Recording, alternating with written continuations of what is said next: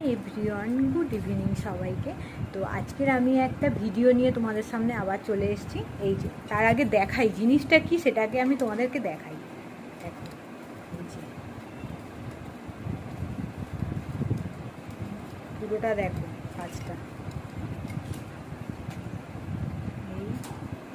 এইদিকে আছে। দাঁড়াও, এই বোতলটা দেখতে পাচ্ছ, এটা একটা জলের বোতল, পুরানো জলের বোতল। তো এই বোতলটার উপর আর্ট করা হয়েছে। আর্ট যে করেছে সে হচ্ছে এর নাম হচ্ছে পারমিতা গিরি। ও একটা পুচকে মেয়ে, মাধ্যমিক দিয়েছে এই বছর। ও আঁকা জানে, আঁকা শেখে, ভালোই আঁকতে পারে। দেখো বোতলটার উপরে সুন্দর কাজ করেছে। বোতলটা অনেকের পছন্দ হয়েছে।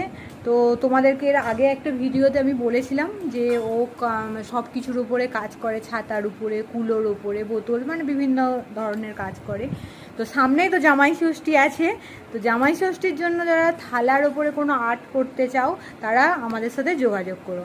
আমরা অনেক কম বাজেটের মধ্যে তোমাদেরকে করে দেব। আর তাছাড়াও নতুন স্কুলে ভর্তি হয়েছে অনেকে, 11-এ ভর্তি হয়েছে, মাধ্যমিকে উঠবে।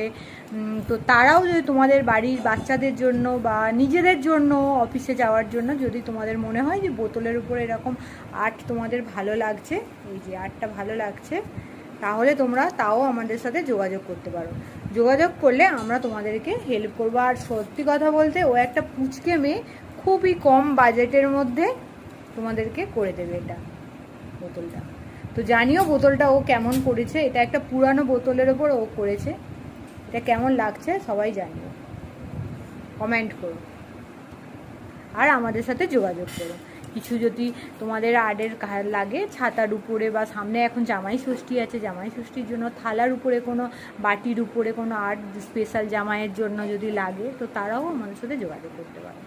তো বাই।